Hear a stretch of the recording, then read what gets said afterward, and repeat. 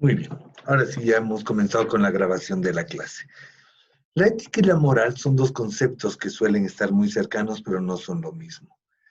La teoría clásica de relación entre moral y derecho nos va a decir de que la moralidad es la capacidad de distinguir entre lo bueno y lo malo que se encuentra en el fuero interno de cada una de las personas. Esta es la teoría clásica. ¿Qué significa esto? Que cada una de las personas va a tener un criterio de valores, una construcción de valores que nos van a ir diciendo qué cosas son buenas, qué cosas son malas, y que a eso le llamamos moral. Y que ética viene a ser la ciencia que va a venir a estudiar justamente todos estos valores y esta construcción de moralidad para ir categorizando ya en términos sociales o comunes qué es lo bueno y qué es lo malo. Esta es la división clásica entre lo moral, lo jurídico y lo ético.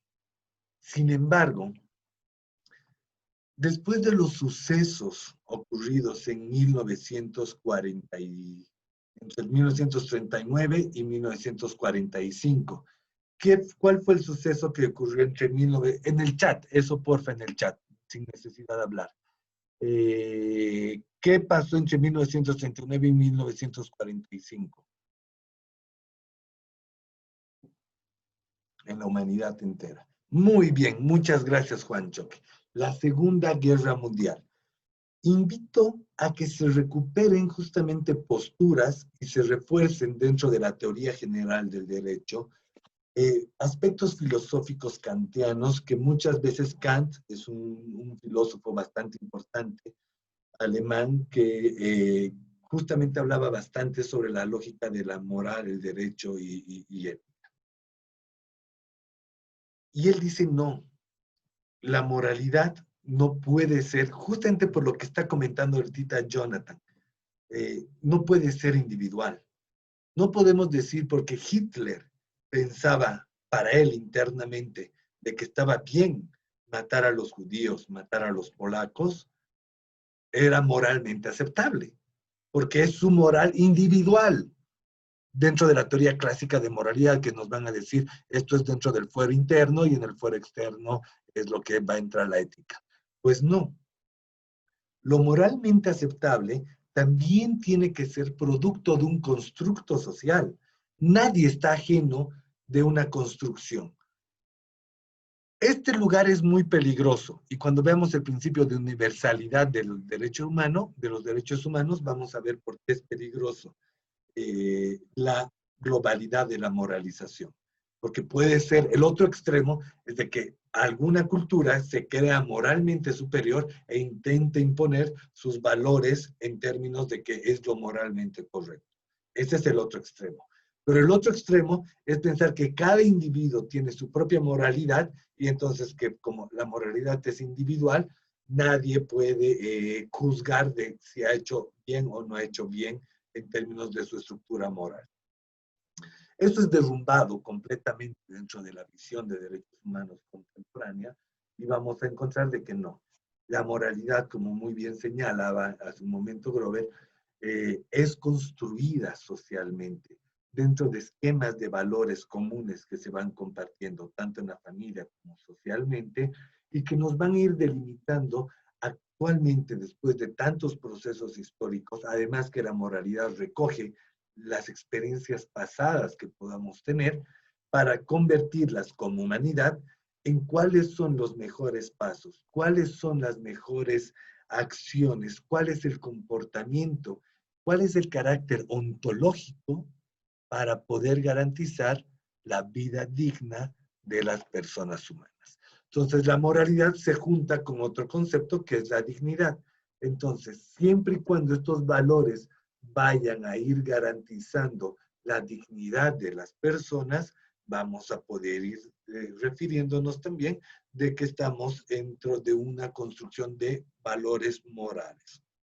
Y la ética viene a ser justamente todo este abordaje mucho más amplio todavía de las exigencias éticas, como se mencionaba, de este estudio de la moralidad, vista desde un componente social, vista como un producto de construcción colectiva que nos va a permitir analizar y comprender ciertamente cuáles son los esquemas para ir avanzando en términos de sociedad, en una definición clásica del bien y el mal en términos sencillos, en una definición compleja o mucho más real también, en la definición de cómo nos vemos como seres humanos y cómo vemos la convivencia entre los distintos seres humanos. Eso son cuando hablamos de exigencias éticas. Finalmente, vamos a hacer referencia a un elemento, concesiones del Estado. ¿Quién señaló que es una concesión del Estado? Jerónimo, por favor. Puedes participar, Jerónimo. Ahora sí. Mi consulta era más que todo, ¿qué es la ética desde el punto de vista del profesional abogado? Pues es muy buena pregunta. No es mi materia concretamente, no quiero profundizar demasiado en esa área. Eduardo Couture es uno de los autores más importantes cuando hablamos de la ética en los abogados. Los que quieran buscarlo, él es quien avanzó en todo el decálogo del abogado. Se los acabo de escribir en el chat para que puedan buscarlo.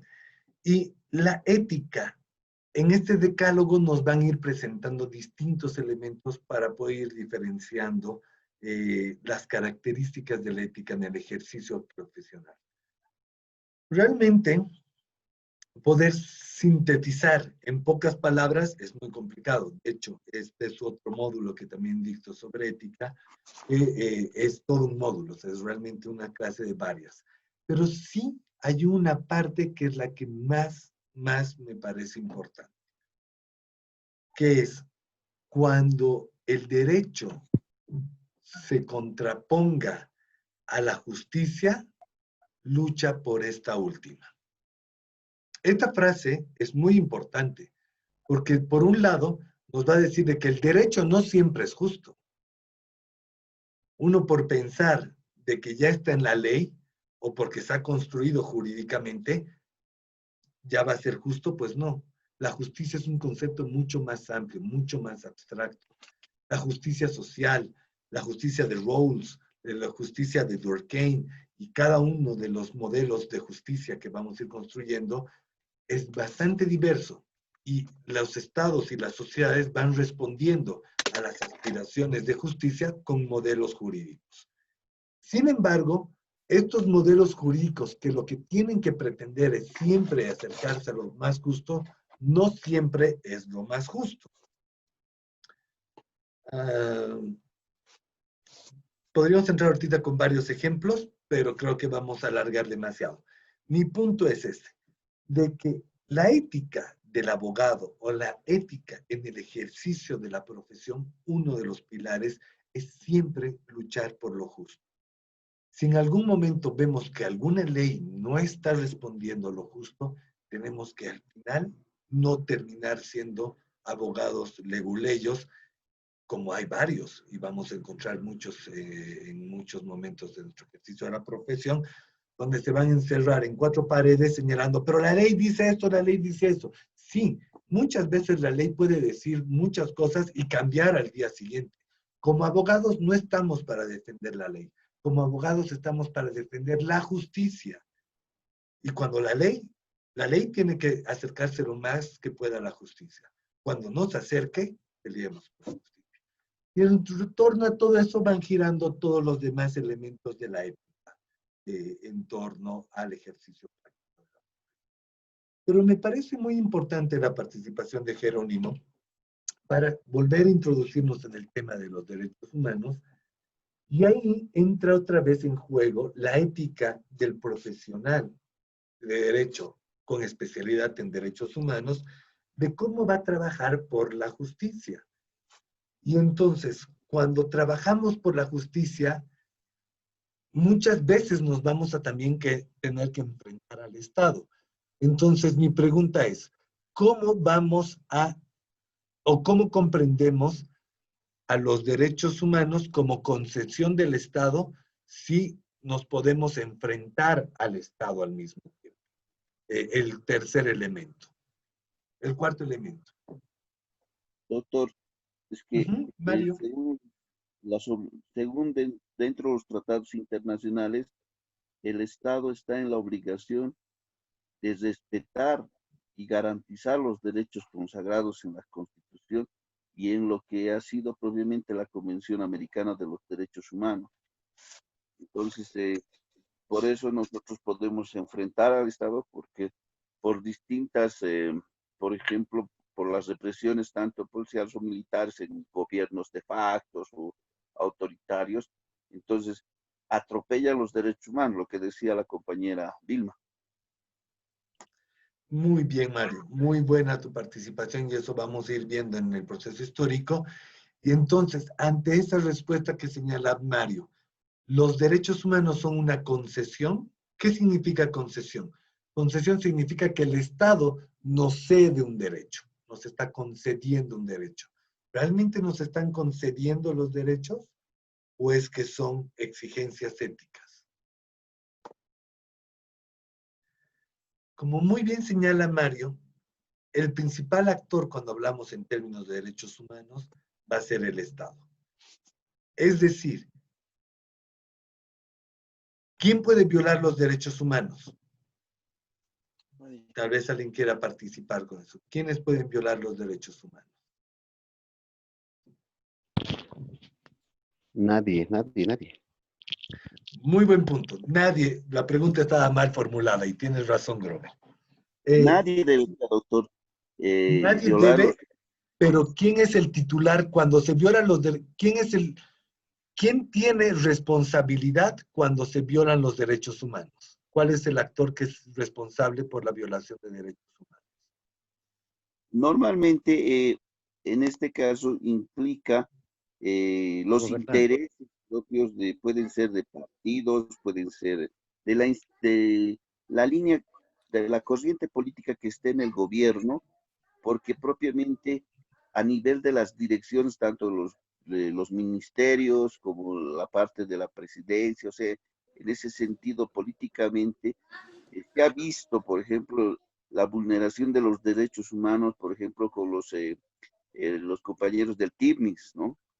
O con los compañeros que eran discapacitados. Entonces, los intereses políticos, económicos que tenga la línea política que esté, puede vulnerar los derechos humanos de las personas, pero estos apoderados del Estado. Muy bien, muchísimas gracias, Mario. Y vuelve sobre el mismo punto y que me parece muy bueno, es el Estado. En términos sencillos, el único actor que puede, o sea, no que debe ni nada por el estilo, es decir, que tiene responsabilidad cuando existe vulneración de derechos humanos, es el Estado. ¿Qué quiere decir eso? Que mi vecino no puede venir a violarme los derechos humanos. No puede, o sea, no tiene responsabilidad. Él puede cometer un delito y va a estar violando un derecho subjetivo, pero no así los derechos humanos. No puedo decir, mi profesor, por no haberme permitido entrar a clases, está violando mi derecho humano. Efectivamente, tengo el derecho humano de entrar a clase, pero el agresor del derecho humano no va a ser el profesor, va a ser el Estado si no responde ante eso. Pero el profesor lo que está vulnerando es un derecho subjetivo constituido en una norma específica, llámese Código de la Niña, Niño o Adolescente, llámese Constitución Política del Estado. Gracias, Luis. Llámese lo que se llame, la norma específica, y cuando el Estado no garantiza y no responde en el cumplimiento de ese derecho, es cuando ya se constituye en una violación de derechos humanos. O cuando algún representante del Estado, en representación del Estado, actúa y viola algún derecho de alguna persona. Muy bien señalaban, en momentos de dictadura han existido desapariciones forzadas, etcétera, etcétera, Entonces, en esos momentos sí se está hablando de violación de derechos humanos, porque el único que puede, o que más que puede, otra vez voy a cambiar el término, que tiene la responsabilidad en casos de violación de derechos humanos es el Estado, ya sea o por no garantizar o ya sea por omisión. Sobre esto vamos a volver más tarde, de hecho, la siguiente clase, pero ya vamos a ir entrando a que en primera instancia, los derechos humanos no son concesiones del Estado, no son. El Estado no nos está cediendo derechos. Los derechos son construidos colectivamente. Y esto ya me da pie a ingresar al primer tema que tenemos previsto, la historia de los derechos humanos. Lo que me llama la atención es de que nadie ha colocado que son derechos subjetivos. Les voy a decir por qué me llama la atención cuando terminemos la historia de los derechos humanos. La pregunta de ¿qué son los derechos humanos? Como han podido ver, es una pregunta bien compleja. No quiero que la respondamos hoy día, la vamos a responder cuando terminemos la siguiente clase, la clase número 2. Antes de concluir, vamos a responder recién esa pregunta. Estamos arrancando la primera clase con ¿qué son los derechos humanos? Hemos visto que algunas personas consideran que son exigencias éticas, valores morales. Nadie considera que son derechos subjetivos. La mayoría considera que son garantías de las personas. Entonces, es súper interesante, pero una definición concreta, voy a dar la oportunidad. Tal vez alguien se anime a dar una definición de qué son los derechos humanos. Si alguien se anima, pero igual no vamos a seguir con eso. Lanzamos la idea y ahí la paramos porque vamos a responderla concretamente en la siguiente clase. Pero ¿alguien se anima a decir qué son los derechos humanos? Entonces, con todo lo que hemos ido hablando ahorita. Juan Choque. Los derechos humanos Ya, vendrían a ser... gracias, doctor. Los derechos humanos, desde mi perspectiva, son un conjunto de valores que se forman en la familia, primero, ¿no?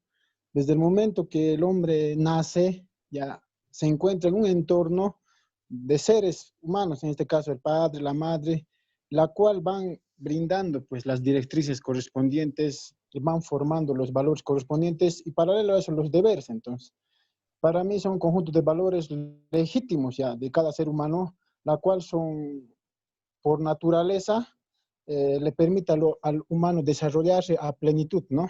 Gracias. Perfecto, Juan. Muy buena tu participación. Porfa, hazme recuerdo la siguiente clase cuando estemos hablando de este tema, el tema de los valores, como tú has comentado. Entonces, muy acertada. Jerónimo y Wilser tienen la palabra y comenzamos con la historia de los derechos humanos. Bien, doctor. Para mí, personalmente, los derechos humanos es un conjunto de normas, tratados, para garantizar la dignidad humana. O sea, todos somos iguales ante la ley. Esos tratados son pactos internacionales que tienen los estados como primeros garantes para las personas. Y eso debe ser cumplido mediante sus órganos, a través de los funcionarios públicos que forman parte del Estado. Simplemente es garantizar la dignidad humana de todas las personas. Nada más, doctor. Wilser, muchísimas gracias. Y tú hazme recuerdo este segundo elemento, conjunto de normas para garantizar, ya se menciona internacionales y nacionales. Ya vamos construyendo, ahora mismo ya estamos construyendo el concepto. Valores importantes, conjunto de normas internacionales y nacionales para garantizar. Doctor, permítame Jerónimo, argumentar. Bueno, no sé, Robert, Jerónimo. perdón que te interrumpa, que Jerónimo participe, que estaba levantando la mano, y después cerramos contigo, Grover. Gracias, gracias. Muy bien. Continúa, Jerónimo. Por si acaso está apagado tu micrófono, Jerónimo. Ahora sí. Bueno, era del anterior. Me parece que es un derecho subjetivo que el Estado nos otorga, doctor. Perfecto. Ahora me voy a quedar con este otro concepto, el derecho subjetivo. Y esto es bien complicado. El derecho subjetivo, entiendo que muchas personas todavía no diferenciamos entre el derecho objetivo y el subjetivo. Vamos a diferenciarlo en unos minutos. Grover, cerramos contigo. Sí, doctor, gracias. Bueno, argumentando lo que han dicho mis compañeros, los derechos humanos también son irrenunciables, inalienables, irrefutables, ¿no? Características de todo derecho humano que, bueno, es a nivel mundial también, ¿no? Son mundiales. Eso sería, doctor, gracias. Muchísimas gracias, Grover. Pues nos das pie para cuando hablemos de los principios, que eso tenemos previsto hablar a los 10:15. Ojalá cumplamos con el cometido, porque, bueno, está súper interesante. Hemos sacado algunos otros temas, pero muy bueno, Grover. Entonces, vamos, cuando hablemos a las 10:15 de los principios, volveremos sobre este punto. Gracias, Grover. Ahora sí, conceptualizar, a pesar de que todos tienen una mirada muy interesante, muy clara, sí ha sido bien difícil conceptualizar. Todavía nadie me da un concepto formalmente. Me han brindado características como que son valores morales, están contenidos en tratados internacionales, cuentan con principios, son derechos subjetivos, pero todo eso va a ir formando un concepto, todavía este concepto que es medio complejo. Y cuando aterricemos en el concepto vamos a darnos cuenta que es complicado. O sea, hablar de derechos humanos no es una tarea fácil para conceptualizar. ¿Por qué no es fácil? Porque en cada cultura, en cada momento histórico de nuestra humanidad, han habido distintas visiones y conceptos de derechos humanos. La comprensión que actualmente tenemos de derechos humanos no es la misma que se tenía en la Revolución Francesa. No es la misma que se tenía en la Declaración de los Derechos del Hombre de Virginia. No es la misma que se tenía o que se tiene en nuestros pueblos indígenas. Cada uno espacio va a pretender y va a comprender incluso, ya sea en tiempo y en espacio, distintas características de los derechos humanos. Lo cual no hace de que los derechos humanos sean un concepto vacío o una caja vacía que no tenga un núcleo. No, para nada. Existen unas características y un elemento. Pero todas estas características se han ido construyendo a lo largo de la historia y ahora sí les voy a pedir que comiencen a utilizar mucho su imaginación. Yo voy a compartirles una pantalla. Primero voy a hacerles una nueva encuesta y esta ya no vamos a ir por palabras, por puntos. Pero quiero ver cuándo... Dejar de compartir resultados. Quiero ver, realizar la votación. Esta de acá. Historia de los derechos humanos. ¿Cuándo creen que aparecen los derechos humanos? ¿En la época persa, en la época griega, en el siglo XIII, en el siglo XIII, en el siglo XVII, en 1789, en 1948? ¿Cuándo creen que aparecen? Aquí solo pueden votar una sola vez, entonces no pueden escoger varias opciones.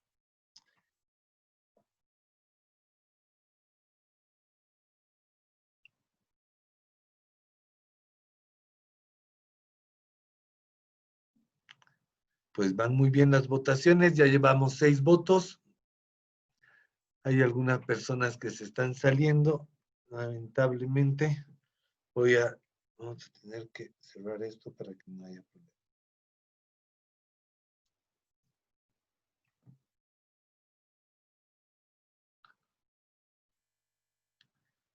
Nos faltan 4 votos más y cerramos la votación. Pues está bien parejo, está bien parejo.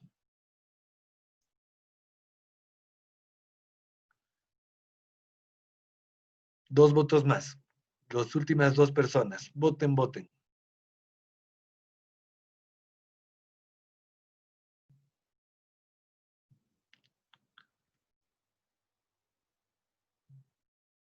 Y se cierra.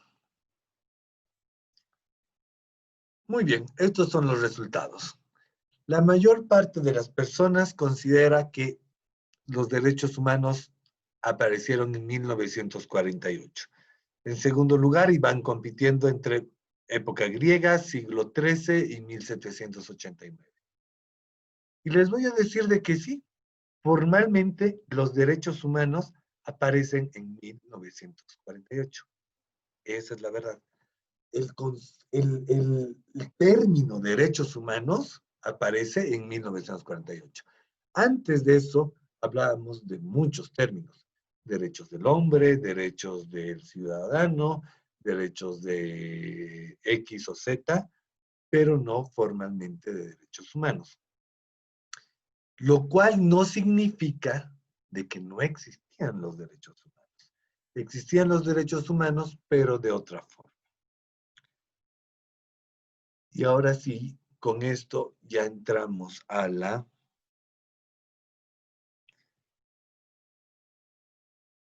historia de los derechos humanos.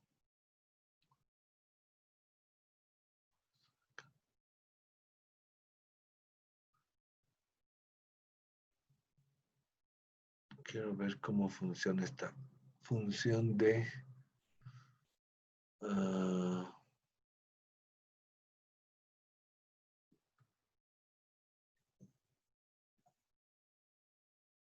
y ahora cómo comparto mi pantalla. ¿Ven la pizarra donde estoy rayando cosas o no?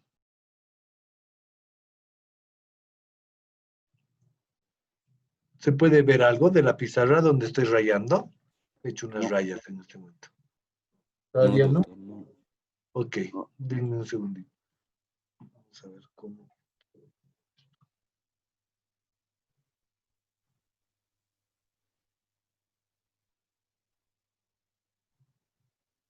Ahora sí. Perfecto. Ahora sí, doctor. Muy bien. Ahora la cosa es de que se me ha ido el panel de control del Zoom. No sé dónde se habrá escapado.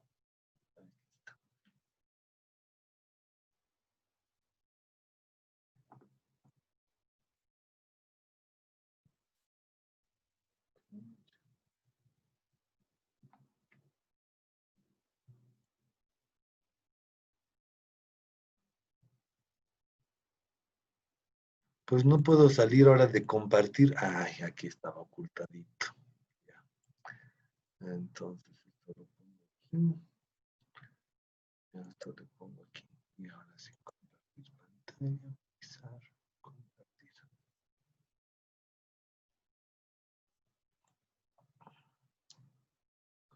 Muy bien, ahora sí creo que se debe poder ver todo, ¿no? Sí. Muy bien, pues vamos a probar y experimentar con esta pizarra del Zoom. Esperemos que salga muy bien.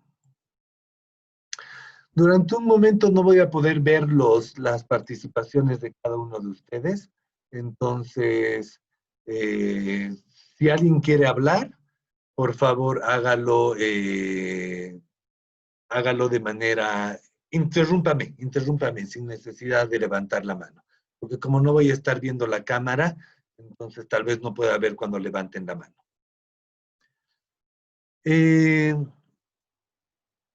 Arrancamos con la historia de los derechos humanos. Un segundito, texto. Cuando hablamos de la historia de derechos humanos, el primer elemento que tenemos que considerar es una división de la historia de los derechos humanos. Por un lado tenemos los derechos humanos modernos, por el otro lado tenemos los derechos humanos contemporáneos. ¿Qué significa eso? De que no siempre ha existido la misma mirada sobre los derechos humanos. Vamos a encontrar una mirada de los derechos humanos que estaba basada fundamentalmente en tres elementos.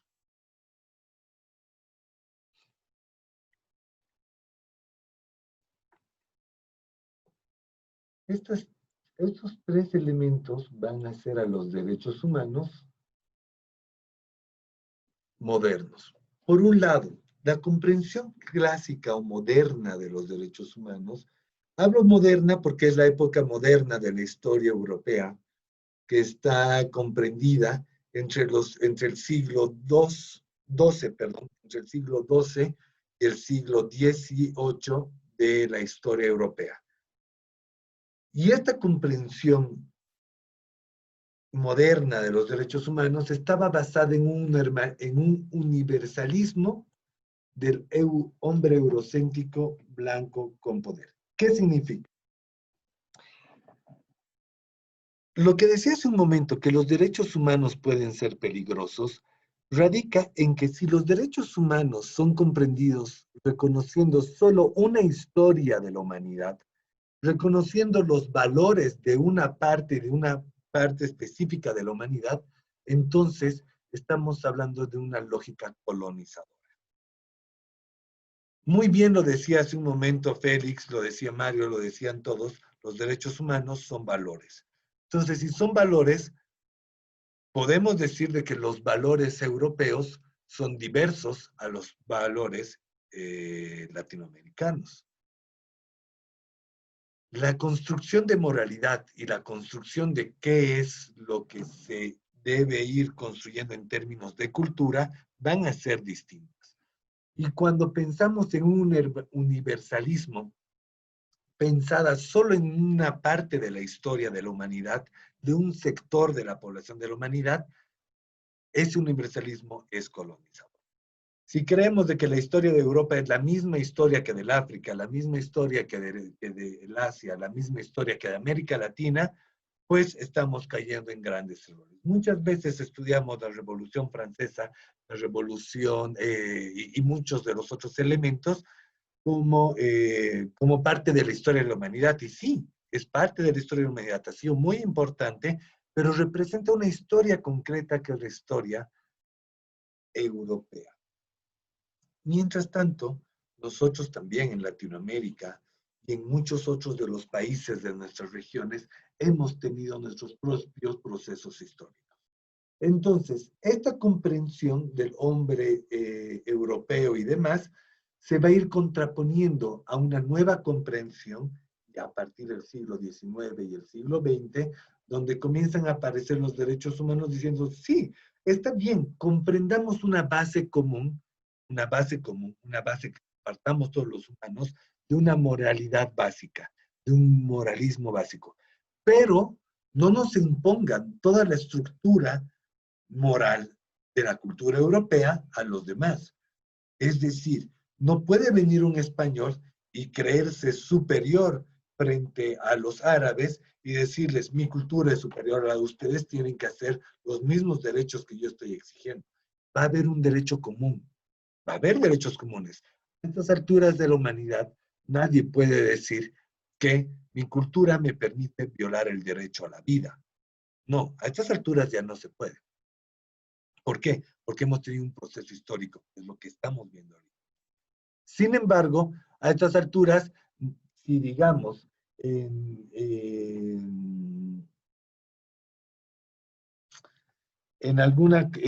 Europa es un derecho para todas las personas el poder, yo qué sé, practicar cierto tipo de democracia, la democracia liberal representativa. Y en en alguna comunidad, lo que se practica no es una democracia representativa, sino más bien es una democracia participativa, en forma más nuclear, en forma de cantones y demás, muy parecido a lo que sucede en muchos lugares del Asia, en algunas comunidades donde la práctica de la representación, de la participación democrática es la clave del ejercicio, pero no representativa, es decir, no son núcleos de poder elevados, sino más bien las tomas de decisiones se hacen en lo mismo. No puede venir la cultura europea y decir, no, el derecho a la participación política tiene que ser en forma de participación representativa. Bueno, es uno de los ejemplos. El punto es de que no podemos pensar contemporáneamente en esta lógica de universalismo deontológico de los derechos humanos. El otro elemento bastante criticado de los derechos humanos modernos es el individualismo ontológico. ¿Qué significa eso? Que en un inicio los derechos humanos estaban previstos o pensados estrictamente desde lo individual. Y al estar pensados estrictamente desde lo individual, ciertamente los derechos humanos modernos, los derechos que prevalecían o que estaban en la cúspide eran la propiedad privada, la libertad y la seguridad individual. Son las tres premisas en las que tanto Hobbes va a ir construyendo su teoría de los derechos humanos, pero también Locke va a recoger alguna de esas. Entonces, vamos a ir identificando de que en un contrato social planteado dentro de las teorías de justamente estos pensadores del contractualismo social, Rousseau, Locke, Hobbes, vamos a ir encontrando en todos, excepto en Rousseau, una característica de un individualismo ontológico. Los derechos son individuales y pertenecen al individuo. Toda esa posición ha sido ampliamente superada en los últimos 40 años, cuando vemos de que existen derechos de los colectivos también. Existen derechos de los pueblos indígenas originarios campesinos, que no son individuos, estamos hablando de derechos colectivos. Existen derechos sociales. Dentro de los derechos sociales está el derecho a la educación, el derecho a la salud, que hoy más que nunca se consagra en un elemento fundamental en considerarse como un derecho social, porque tenemos que garantizar que todas las personas puedan ir accediendo a eso. En general, vamos a ir encontrando que se ha ido superando este individualismo y ya no solamente hablamos de derechos individuales, sino más bien de derechos sociales y de derechos colectivos. Y finalmente, la previsión previa de la supuesta separación de lo privado y lo público. Esta comprensión de que el derecho solamente puede participar dentro de lo público y no de lo privado, y colocando a lo privado las relaciones de mercado y las relaciones familiares, ha sido ampliamente superado. No podemos decir de que la violencia intrafamiliar no sea una vulneración a los derechos de la familia, a los derechos de la mujer, a los derechos de los niños. En un inicio, ciertamente todo esto estaba excluido de la esfera de los derechos humanos. Cuando vamos a ver la Declaración de los Derechos del Hombre y del Ciudadano de 1789, vamos a encontrarnos con que la exclusión de todo lo privado era la práctica del derecho en ese momento. Actualmente ya hemos superado. ¿Por qué es importante arrancar de esto? Porque vamos a ver de que los derechos humanos contemporáneos y los modernos son distintos. Y actualmente tenemos otra previsión basada en otros principios que eso los vamos a ir viendo posteriormente. Pero sobre esta base, y con esto no voy a decir de que todos los derechos o la comprensión o la construcción de los derechos humanos modernos haya sido mala, no para nada. Pero hay que reconocer de que esa construcción responde a un contexto y a un momento específico. Y ahora sí ya entramos a la historia propiamente dicha. Ya hemos visto y hemos dicho de que los derechos humanos aparecen como concepto específico en 1948, pero previamente ya existían comprensiones, ideas que nos hacen llevar o nos conducen a la comprensión de los derechos humanos. Todas estas surgen a partir del jus, o se apoyan primero en un jus naturalismo. ¿Qué es el jus naturalismo? ¿Alguien me puede comentar? No sé si ya han pasado filosofía jurídica o todavía no, pero sí les pido por favor que puedan colaborarme con una definición del jus naturalismo. Derecho natural, tal vez, doctor. Muy bien, muy bien. Ahorita no estoy pudiendo ver quién habla porque estoy con la pantalla partida, pero muy bien que han Robert Dorado le habló, doctor. Robert Dorado. Muchísimas gracias. Entonces, si me pueden decir los que participen su nombre al inicio, así voy a estar seguro de quién está participando. Robert, es eso. El justnaturalismo es el derecho natural. ¿Qué significa eso? Que lo que se pensaba o con lo que surgen los derechos humanos está apoyado en los derechos naturales, en una comprensión de derecho natural. ¿Qué culturas son interesantes a considerar dentro del justnaturalismo? Los griegos y los persas.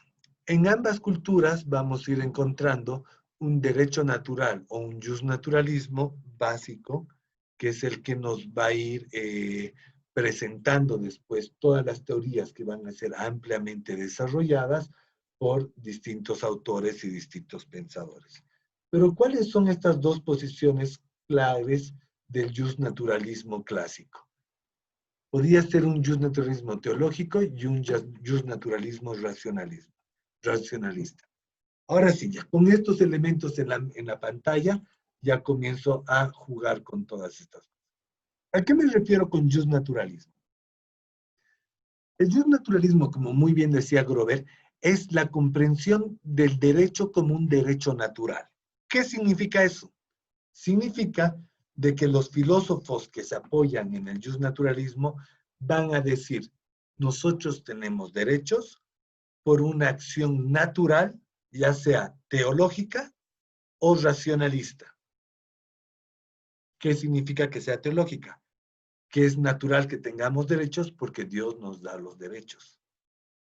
Entonces, al ser creación, llámese de los dioses que se llame, para la cultura hebrea, posteriormente cristiana y demás, Jehová, para los griegos todo el Olimpo que tenían de dioses, lo mismo para los romanos, que iban construyendo en semejanza a esta cercanía a las deidades, la adquisición de los derechos. Entonces, yo tenía derecho a sembrar porque Zeus o porque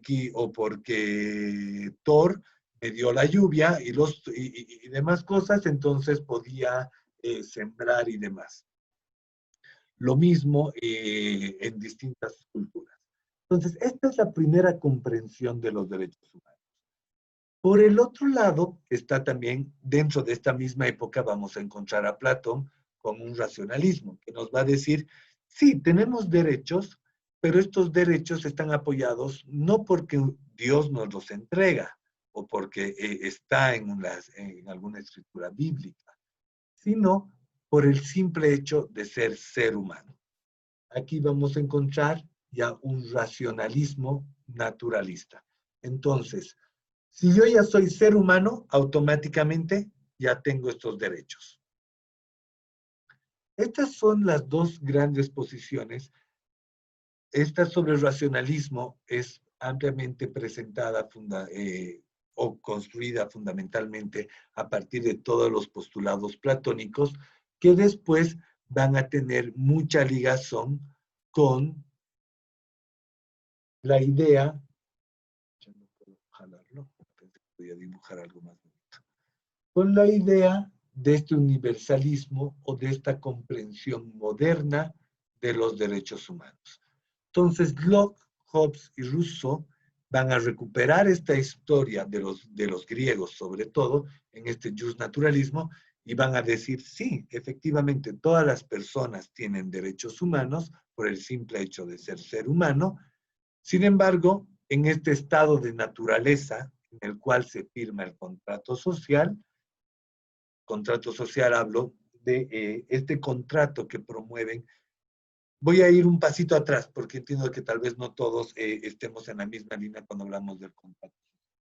Hobbes, Rousseau y Locke son tres filósofos en dos siglos distintos, los primeros dos en un siglo y el tercero en un siguiente siglo, que nos van a decir de que para que exista un Estado y para que existan derechos, tiene que haber un contrato social. Un contrato social en el cual todos los seres humanos renuncian a una parte de sus derechos y entregan a un poder central que se va a garantizar o se va a encargar de garantizar los derechos de todas las personas. Entonces, entregamos un poco de los derechos para que justamente este ente central garantice los derechos de todas las personas. A eso ya se le llame monarquía, se lo llame Estado, se lo llame feudo, etcétera, pero es cómo funciona este contrato social. Y este contrato social es construido o firmado en un momento de estado de naturaleza, en el cual el ser humano o el hombre la persona en general no se encuentra todavía bajo ninguna tuición del poder, entonces tiene la libertad para formar este contrato social y ahí es cuando aparecen los estados. Muchos de ellos ya nacemos en un contrato social previamente establecido y tenemos que ir acotándolo. Este va a ser el aporte del racionalismo, del justnaturalismo racional durante todo este proceso histórico. ¿Cuál es mi punto? ¿Cuál es mi punto? Hasta este momento, los derechos humanos estaban comprendidos dentro de una lógica de concesiones. Es decir, o tengo derechos humanos por el simple hecho de ser humano, y después los cedo estos derechos a un Estado y el Estado me vuelve a ceder derechos, o simplemente Dios me cedió derechos. Entonces, tengo estos derechos porque Dios me los cedió. Esta va a ser la primera comprensión o la construcción de algunos derechos humanos. Sin embargo, con esto no se quita la idea de fondo de estos derechos humanos, que es lo que decía hace un momento, lo que planteaba sobre todo Rousseau.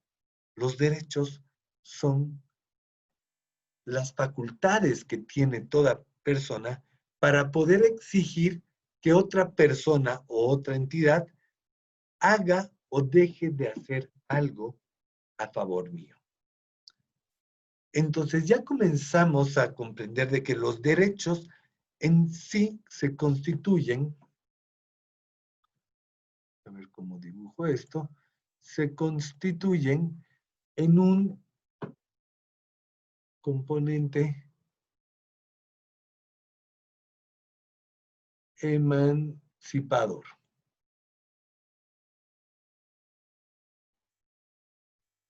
Pucha, qué mal dibujo, no es muy fácil dibujar, pero este va a ser un componente clave de los derechos humanos. Tanto con mucho más fuerza dentro de la comprensión contemporánea, pero toda esta construcción de los derechos humanos modernos también van a tener este componente emancipador. Es decir, los derechos humanos lo que nos permiten es ejercer nuestra libertad en general. Ahora sí ya vamos a ir entrando a lo que después se va a ir utilizando. Todavía seguimos en la construcción moderna de los derechos humanos, pero después va a comenzarse a utilizar grandes de estos preceptos en la construcción pública, pero en la construcción contemporánea de los derechos humanos. Va a acontecer en Inglaterra, y sigo en los derechos humanos modernos, por si acaso, un elemento clave, la Carta Magna de 1215. ¿Por qué digo que es clave? Porque nos va a dar un componente emancipador mucho más claro que tal vez no se veía anteriormente. ¿Alguien sabe qué es lo que pasó con la Carta Magna? ¿O cuál es la historia de la Carta Magna? Que hasta actualmente algunas veces a las constituciones políticas del Estado les llamamos Cartas Magna.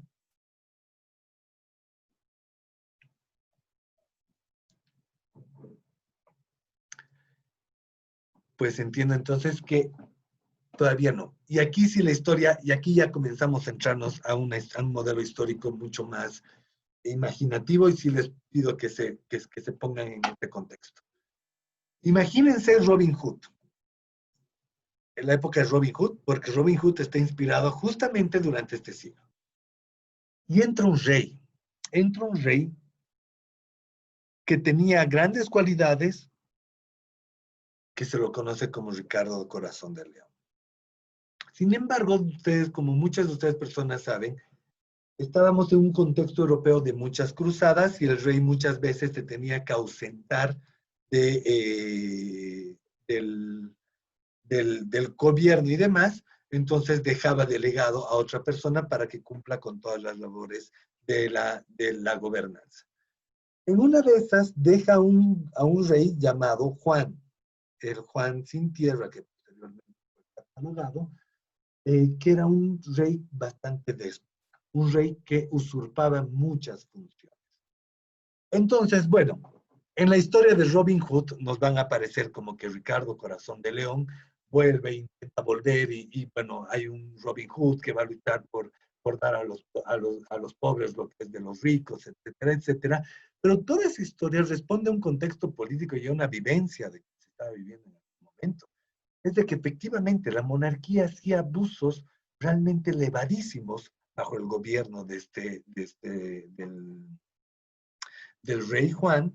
Entonces, ante eso, lo que entra en juego es el Congreso, el Parlamento.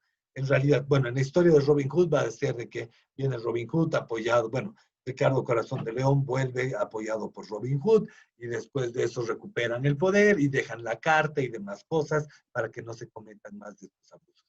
En la historia oficial es el Parlamento el que, aunque, ojo, que en la historia oficial también se ha llegado a decir de que hay algunas atisbos de la existencia de algún Robin Hood del momento, que actuó con el Parlamento. Pero el Parlamento le dice, un ratito, le aceptaremos a Jerónimo, que tuvo que salir, un ratito, Juan, tú ya no puedes seguir haciendo este tipo de abusos, sobre todo en 3 términos. La Carta Magna se va a sostener en 3 términos. Primer término, de que todo el mundo, perdón, la religión católica no tiene, o bueno, la Iglesia Católica no tiene que estar supeditado a las órdenes del monarca.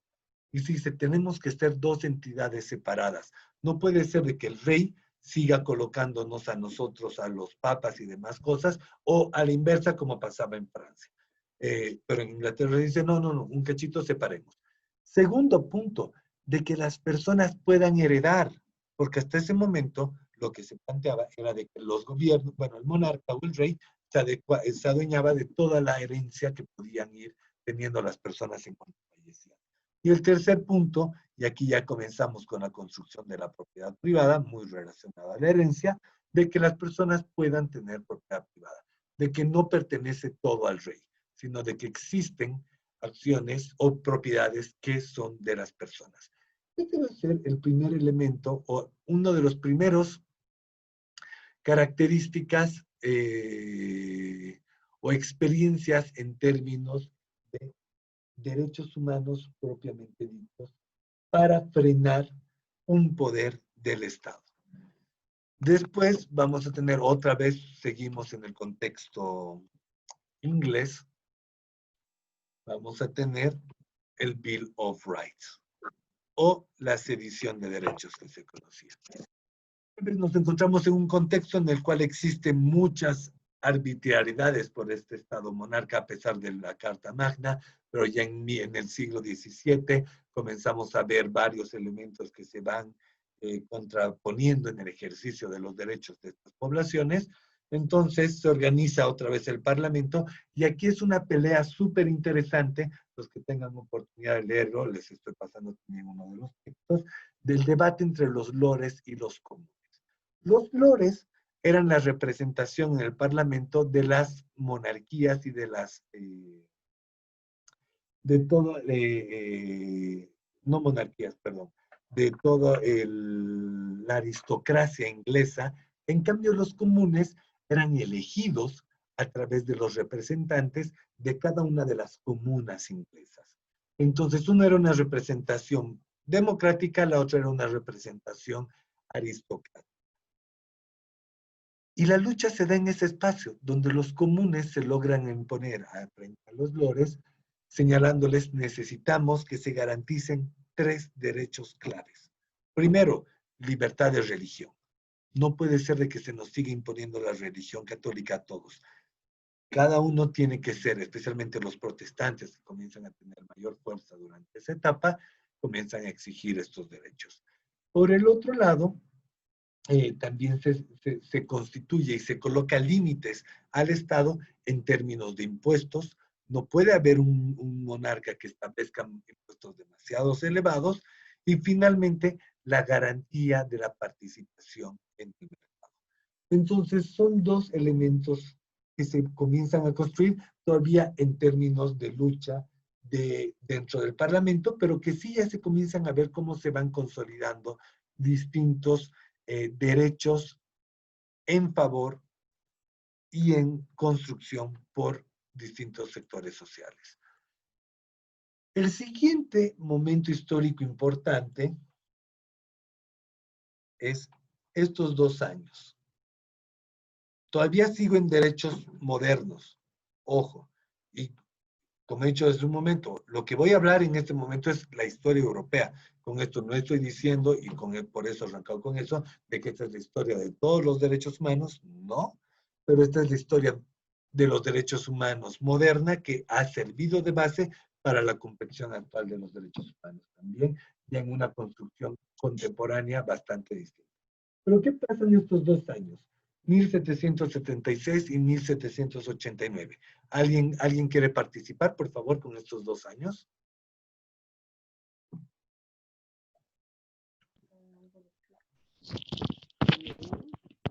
Doctor, independencia de los Estados Unidos y Revolución Francesa. Perfecto, perfecto. Grover también, no he visto los nombres, no puedo ver ahorita. Sí, Grover Dorado también, doctor. Perfecto, Grover, muchísimas gracias. Muy bien, como muy bien lo ha dicho. Son 2 declaraciones importantísimas que se dan. Una es la Declaración de Virginia, que es en 1776. Es considerado el primer documento ya en clave de derechos humanos.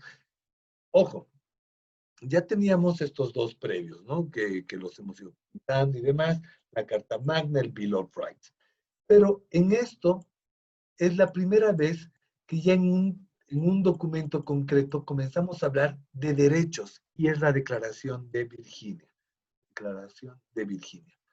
Sobre esta base se va a ir también construyendo otra revolución importante, la de Francia, que va a traer consigo la Declaración de los Derechos del Hombre y el Ciudadano.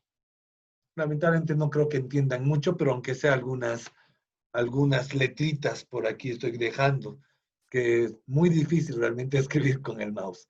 Pero nos van a ir dando una guía, y igual cuando veamos el video, si alguien quiere volver a ver el video, le va a dar algunas pistas más.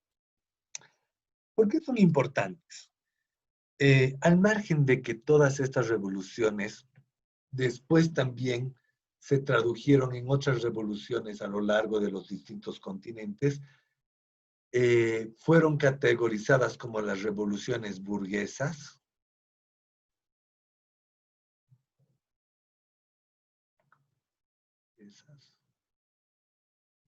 y que por ser burguesas, tal vez durante el siglo XIX fueron bastante criticadas. Algo que no se puede negar es este punto clave al cual volvemos otra vez: el componente emancipador. Es decir, sí, efectivamente, estas fueron revoluciones burguesas, no lo vamos a negar. Pero el hecho de que hayan sido burguesas no le quita para nada el componente emancipador. Es decir, los burgueses justamente eran en aquel momento la clase oprimida. Frente a una monarquía explotadora y que detentaba bastante derechos, los burgueses se constituían en esta clase que tenía que luchar justamente por sus derechos, y que consiguió sus derechos a través de revoluciones, y que también tuvimos una revolución muy, muy importante en nuestro país en la misma línea. ¿Cuál es esta revolución muy importante en esta misma línea? La Revolución Francesa. En nuestro país. La Revolución de 1952. Eso es más adelantado, ya vamos a llegar a esa, pero una anterior, una revolución burguesa, independista. Nuestra fundación como país. La revolución de 1809. El inicio, la de 1809, cuando comenzamos con varios de esos, pero quedémonos con la de 1825, con la que ya nos como Estado independiente. Todo esto, estas revoluciones burguesas, eran en términos de derechos. Nosotros, cuando ya firmamos nuestra Acta de la Libertad en 1825 y con todos los procesos históricos después de 1826, la primera constitución política del Estado de Antonio José de Sucre, ya el establecimiento con Santa Cruz de los primeros códigos Santa Cruz y demás, lo que estábamos haciendo era emanciparnos, establecer derechos específicos frente a una corona. Entonces, lo que hemos exigido eran derechos, un cachito, corona española. Nosotros queremos derechos, efectivamente. La burguesía boliviana en aquel entonces y demás, que decía, ya no queremos que el comercio y demás cosas pase a través de impuestos españoles, queremos tener independencia, queremos regirnos por nuestros propios lados, lo que queremos son derechos. Todas estas revoluciones son planteadas en términos de derechos, en términos de derechos humanos, en términos de que tenemos que tener 3 elementos que lamentablemente uno fue bastante olvidado. Bueno, 4 elementos. ¿Cuáles eran los 4 pilares en la mayor parte de estos elementos? El primero es libertad, o como se decía en francés, liberté, fraternité Igualdad. e igualité. Exactamente. Entonces son igualdad, libertad y fraternidad. Sin embargo, el liberalismo posteriormente va a quedarse con 2 de estos con mucha fuerza. La libertad y la igualdad en menor términos, en una igualdad formal, no en una igualdad maternal o material, y la fraternidad mucho, mucho más por debajo, casi construido en términos axiológicos y no tanto en términos normales. Al margen de eso, no le podemos quitar el enfoque emancipador, donde sectores que estaban oprimidos se rebelan y luchan para conseguir derechos.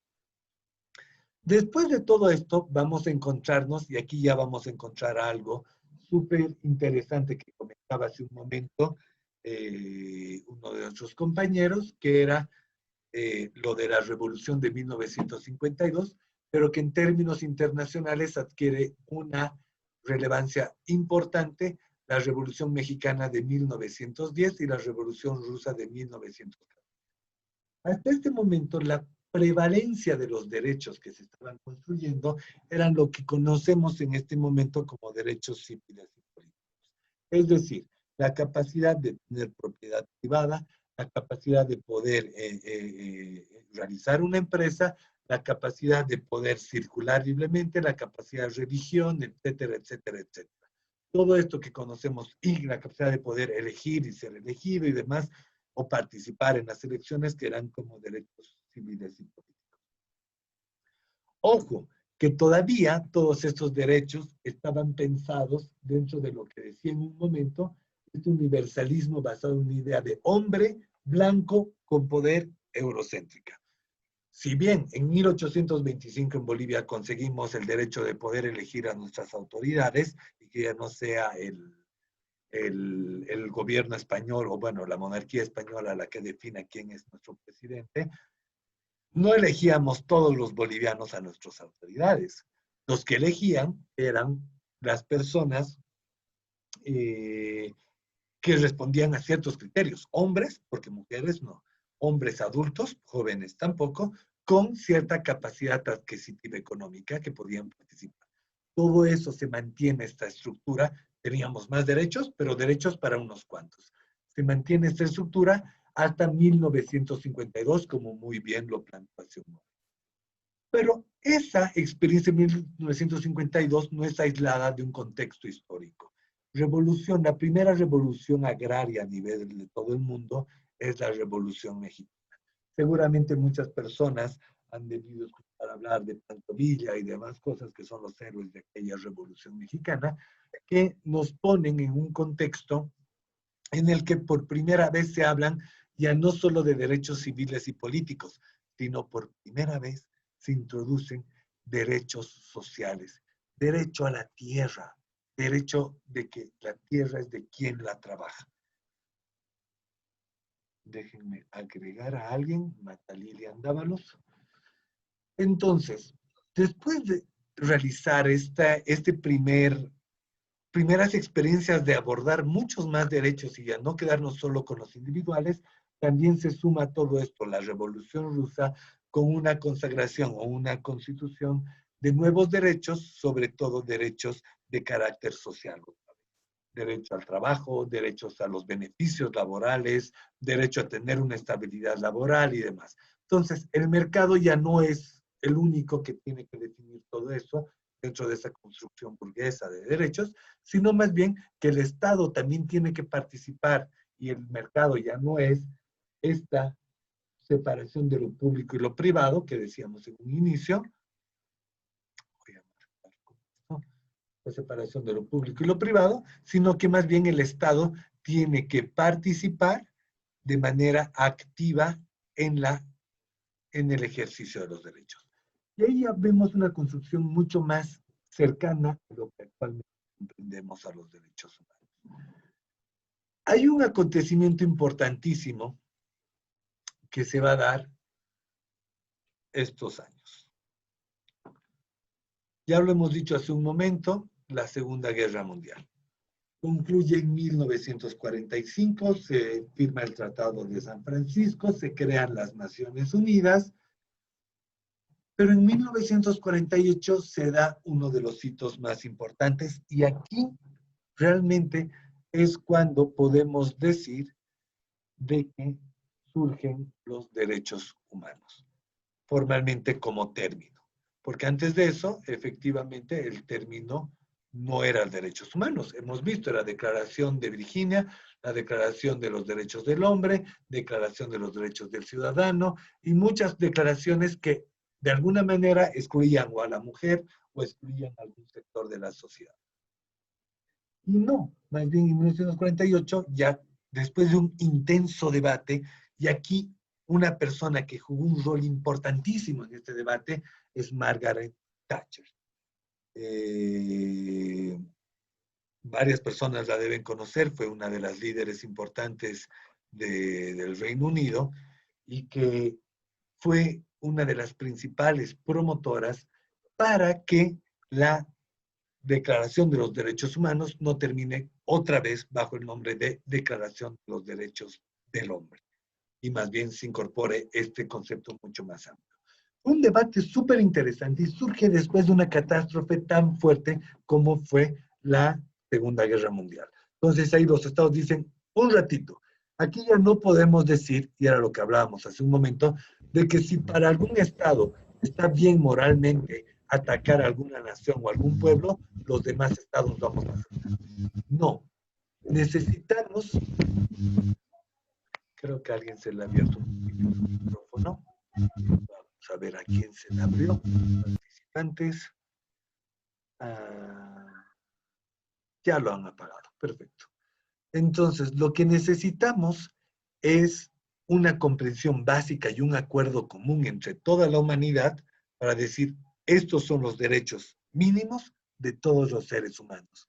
Y nadie está por encima de esos derechos humanos mínimos y básicos. Y sobre eso, y por primera vez, aparece el concepto de derechos humanos. Ahora he perdido mis... Aquí está. De derechos humanos. Derechos humanos. Ahora bien, si bien toda esta construcción de los derechos humanos fue súper importante y súper interesante de por fin llegar a un acuerdo, estábamos lejos realmente de llegar a una comprensión única, como hace un momento decía Mario o Grover, no estoy seguro, de algunos de los principios de los derechos humanos, entre ellos de indivisibilidad de los derechos humanos, estábamos muy lejos de él. ¿Por qué? Porque si bien en 1948 tuvimos un solo concepto de derechos humanos, posteriormente pasa algo, y que nos divide el mundo en dos.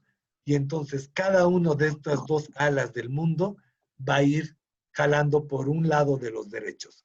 ¿Cuáles son estos derechos? ¿Qué es lo que pasó posteriormente?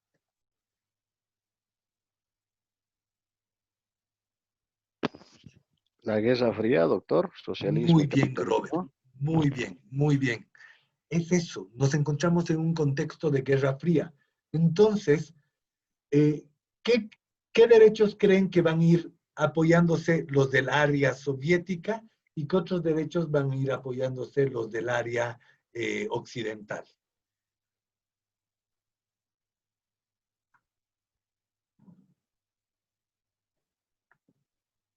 Quien quiera participar, por favor.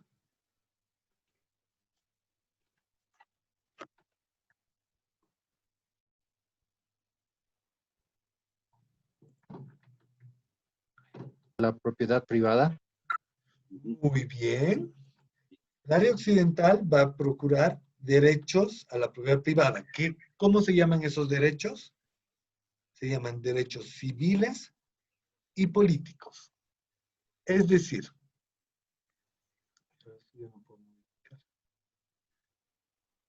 el área occidental, encabezada ciertamente por Estados Unidos, nos va a generar una construcción de los derechos humanos inclinada, a pesar de que en 1948 con la Declaración Universal, en 1948, ojo, anótense esta fecha, es un hito importante, se da la Declaración Universal de los Derechos Humanos. Se da esta declaración e inmediatamente después se dice, muy bien, señores, ahora tenemos que construir los pactos, porque una declaración no tiene una fuerza jurídica suficiente, no es vinculante. Sin embargo, un pacto sí va a ser vinculante, o llamadas también convenciones. Entonces, hagamos una convención sobre los derechos humanos. Intentaron hacer esta convención, pero se pelearon. O sea, pudimos hacer la declaración, que no era vinculante, en su momento no era, actualmente ya es, pero cuando ya quisimos hacer la convención, que eso ya es vinculante, se pelearon los estados, se dividieron en dos. Lo político pesó mucho más que todo el sufrimiento que habíamos visto durante la Segunda Guerra Mundial. Entonces, la ala occidental, encabezada por Estados Unidos, va a decir, los derechos más importantes son los derechos civiles y políticos, porque si no tenemos derechos civiles y políticos, ningún otro derecho puede ser ejercido. ¿Cuáles son los derechos civiles y políticos? Son los derechos a elegir, derecho a ser elegido, derecho a participar en la sociedad, derecho a la propiedad privada, derecho a la libertad individual, a la libertad de pensamiento, a la libertad de distintas formas. Eso por un lado. Por el otro lado, vamos a encontrar al área soviética, que nos va a decir, no, no, no, no, no, los derechos más importantes no son los civiles y políticos. Los más importantes son los derechos económicos, sociales y culturales, porque si no tenemos igualdad, no vamos a poder tener ni libertad ni nada. Entonces, lo que tenemos que tener primero son educación, lo que tenemos que tener primero es cultura, tenemos que tener garantía de que todo el mundo puede ejercer y tener una vida digna para recién poder ejercer sus libertades. Una pelea que duró mucho y que tal vez quitó mucho también de lo que podían haber llegado a ser los derechos humanos, porque realmente no era cierto de que, o actualmente ya entendemos dentro de los derechos contemporáneos, de que algún derecho es superior a otro. En realidad, no pueden existir ni los unos ni los otros a ausencia del otro. Es decir, no podemos hablar de derechos, de mi derecho a la libertad, si ciertamente no tengo garantizada mínimamente mi derecho a la vida digna, a vivir en un lugar adecuado, porque mis libertades se van coartando. Pero al mismo tiempo, para poder exigir que se respete mi derecho a la alimentación y demás, necesito libertad. Si no tengo libertad para poder exigir, nunca voy a poder tener una vida digna. Entonces, actualmente comprendemos ya eso, de que los derechos son interdependientes unos con otros. Sin embargo, durante todo este periodo vamos a encontrar de que desde 1948, que se dijo ya el siguiente año tenemos la convención, se tuvo que debatir durante casi 20 años porque en 1966 recién se saca el Pacto Internacional de Derechos Civiles y Políticos.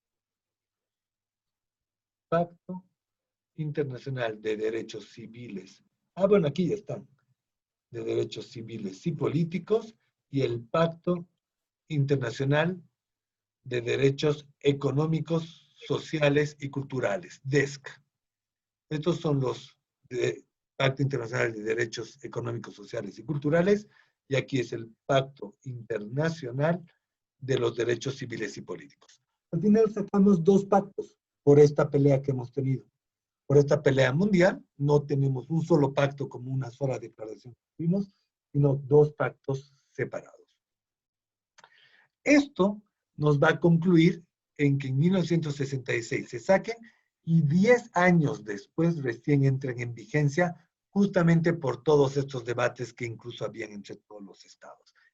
Sí que uno quería ratificar este, pero no quería ratificar el otro y demás.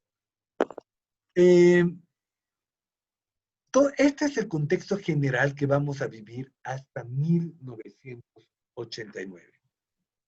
En 1989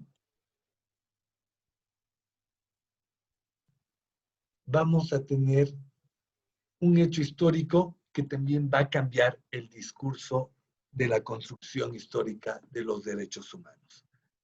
¿Cuál es este hecho histórico?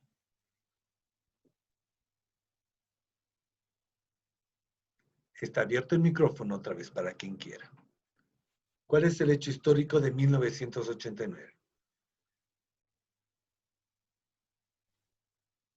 La caída del muro de Berlín. Muy bien, Grover. Exactamente, la caída del muro de Berlín. Este hecho de la caída del bloque soviético, que se representa en una de las acciones más simbólicas, la caída del muro de Berlín, nos va a colocar, vamos a ver, ojalá que no se me borre, sí, no se me borró, tenemos las dos páginas. Pues aquí tenemos en lo que se ha llamado la era de los derechos humanos. Luis Daniel Vázquez, uno de los grandes teóricos contemporáneos de los derechos humanos, va a decir, con la caída del muro de Berlín se levanta un triunvirato superior, que representa un poco a esta moralidad que queda sostenida como victoriosa después de la caída del bloque soviético. Este triunvirato está dividido en tres cosas.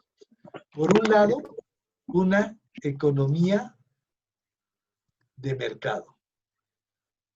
Este es el modelo económico que se impone en casi todo el mundo, con excepción de algunos países como Corea del Norte y Cuba, y bueno, en alguna medida China, pero después en el mundo entero, el modelo económico que se impone es la economía de mercado. El modelo político que se impone es el modelo neoliberal. Entonces, un modelo neoliberal casado con una democracia representativa. En casi todos los modelos de los estados a nivel global, cosa que hasta antes estaba bien dividido el mundo con distintos modelos de democracia, se queda, no, la democracia es la democracia. Y el tercer elemento es el discurso de derechos humanos. Estos dos no me voy a entrar a analizar, no es el objeto de esta clase, y es importante tomar en cuenta que es que los derechos humanos durante un momento estuvo muy ligado también a estos dos conceptos, pero no necesariamente va por el mismo camino. Sí se consagra este discurso de derechos humanos e iniciamos lo que se llamó la era dorada de derechos humanos. Es decir, desde 1989 hasta el año 2000, son 11 años donde se dictan alrededor del 60% de todas las normas e instrumentos jurídicos internacionales en términos de derechos humanos. Todo lo que se había construido desde 1948 hasta 1989, representa alrededor del 30%. Perdón, el 25%. El último 15% es en estos últimos años, pero donde más se produjo fueron durante estos 11 años. Es decir, no había nadie que no estaba de acuerdo con que los derechos humanos era el parámetro para poder ir frenando en todo el actuar del Estado y garantizando los derechos de las personas. Hasta un año, este año. ¿Qué pasa el año 2001?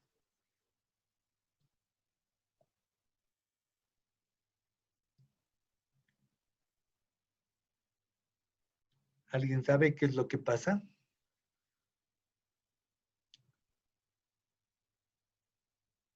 Pues como ya no tenemos mucho tiempo, esta vez sí voy a dar directamente la respuesta. Pues es el famoso ataque a las Torres Gemelas.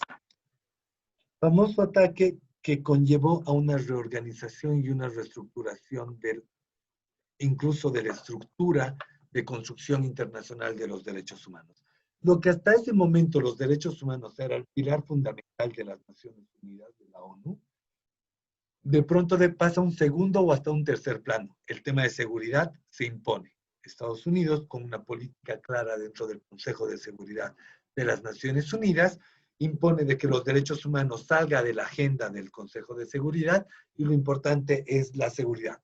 Volvemos y retrocedemos muchos pasos en términos de derechos humanos, en términos de discriminación a migrantes, en términos de asesinatos masivos, genocidios en todo el mundo, y actualmente todavía seguimos en las últimas, si bien nos tocó durante este decenio, del 2001 al 2011, una etapa muy crítica para el discurso en general internacional de los derechos humanos, porque se dieron violaciones muy, muy graves, todavía seguimos en este proceso de salir.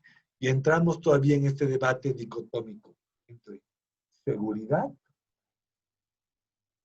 y derechos humanos. Realmente son antagónicos. Los derechos humanos van en contra de la seguridad o la seguridad en contra de los derechos humanos.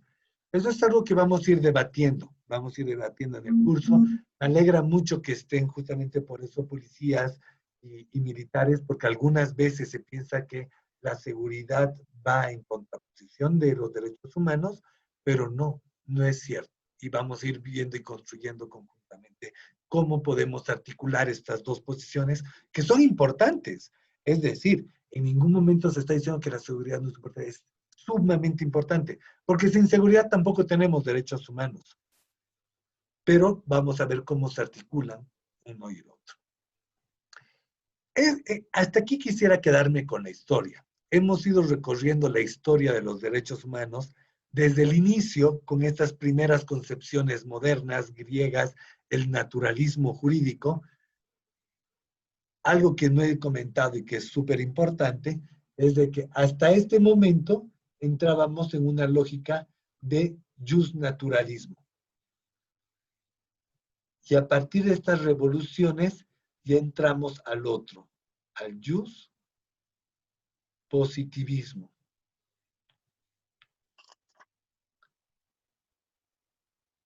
A partir de estas revoluciones que habíamos comentado en su momento, ya entramos a un positivismo que significa de que los derechos no son simplemente, yo no tengo derechos simplemente porque sea ser humano o simplemente porque Dios así lo establece, como lo estaban planteando dentro de estas dos posiciones, sino más bien que yo tengo derechos porque una ley lo define así.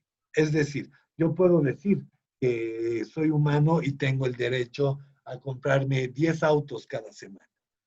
Pero no, si en realidad no existe una norma que me diga todas las personas o tú, Adrián, tienes derecho a comprar 10 autos, no voy a tener el derecho. Entonces, va a entrar toda esta lógica just positivista en quien uno de sus padres más importantes es Kelsen.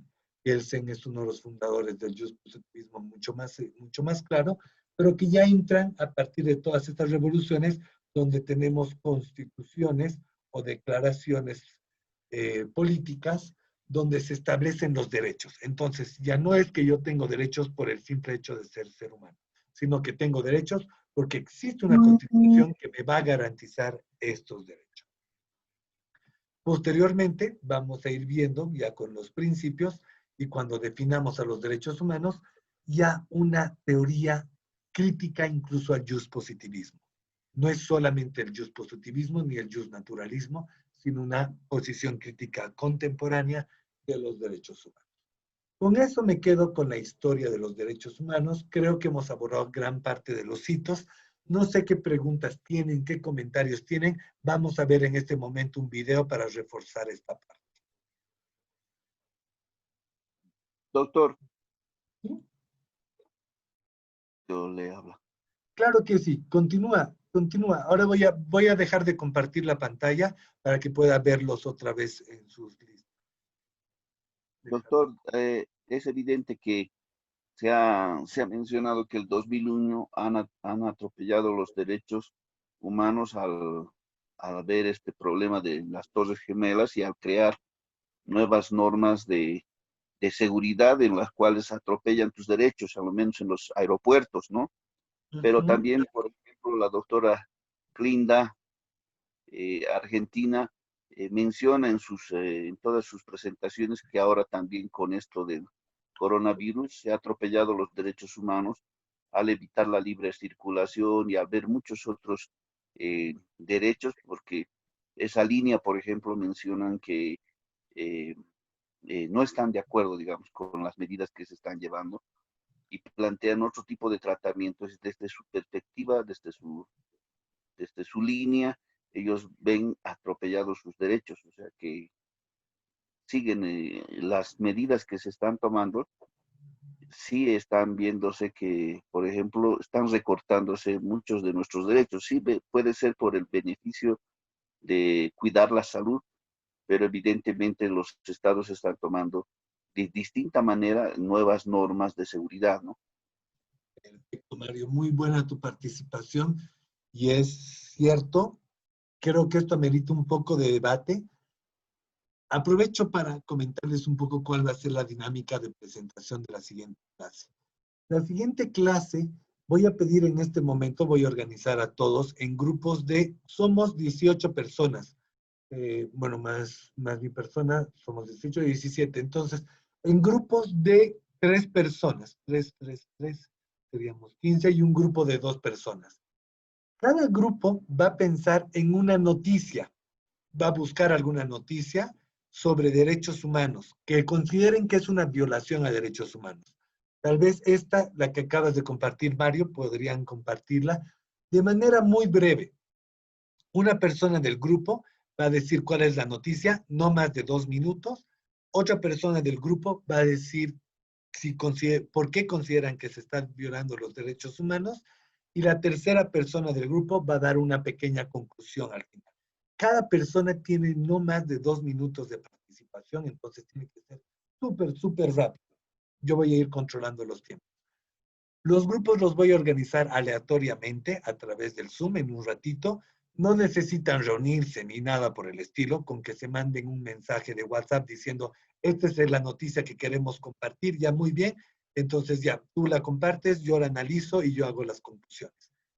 Presenten por favor esa, Mario, tal vez con tu grupo podrían comentar esa noticia sobre cuál es el contexto actual de pandemia y por qué consideran que se está violando los derechos.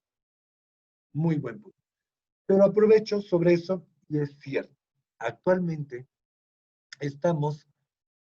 los derechos humanos nos han mostrado una crisis, bueno, la pandemia nos ha mostrado una crisis en general de la sociedad, pero sobre todo una crisis en los derechos humanos. Crisis en general en los derechos humanos, porque hemos visto cómo se discrimina a muchas personas de las cuales se cree que tienen coronavirus. Hemos visto cómo se limita en muchas situaciones de manera irracional la circulación. Hemos visto cómo se encarcelan a personas a nombre de protección, pero al final terminamos colocándolas en mayor situación. Hemos visto muchas situaciones de vulneración a los derechos humanos. Entonces, sí, es una crisis en los derechos humanos la situación de pandemia, pero quisiera que lo analicemos mucho más en el otro. Ya no nos queda mucho tiempo para la clase. La verdad es de que hay un tema que no hemos llegado a abordarlo. Lo vamos a abordar en la siguiente clase. Ahora mismo, lo que quiero es reforzar la historia de los derechos humanos con un video. Terminamos el video, vamos a tener un pequeño debate sobre qué concluimos sobre la historia de los derechos humanos. Hay 3 conclusiones. Por favor, vayan pensando. Frente a esta historia que les he compartido, ¿qué es lo que cada uno podría concluir sobre los derechos humanos? Pero ahora mismo veamos el video.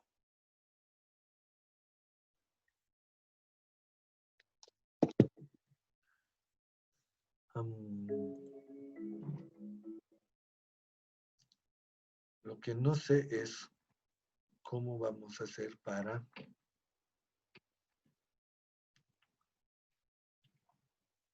escuchar el audio. Voy a ver si se puede escuchar el audio compartiendo el video.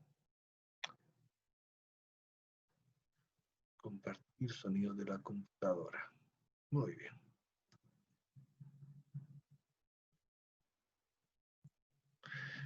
Muy bien, todos atentos, comenzamos con el video.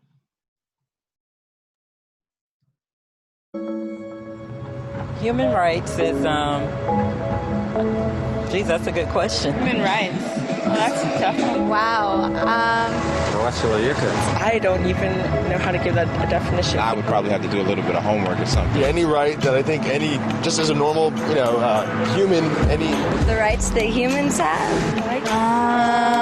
that's a very large debate. Tú le puedes preguntar a 20 personas y te van a dar 20 diferentes opiniones. Non saprei, è una domanda complicatissima. We just take them for granted that they're there, but we don't even consider what they are.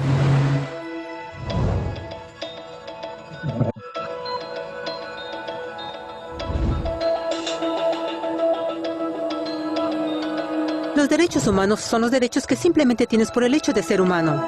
Es la forma en que instintivamente esperas que se te trate y el trato que mereces como persona, como el derecho a vivir en libertad, a expresar tus pensamientos y a ser tratado con igualdad. Hay muchos tipos de derechos. La mayoría es aplicable a ciertos grupos. Pero los derechos humanos son los únicos que corresponden absolutamente a todos, en todas partes.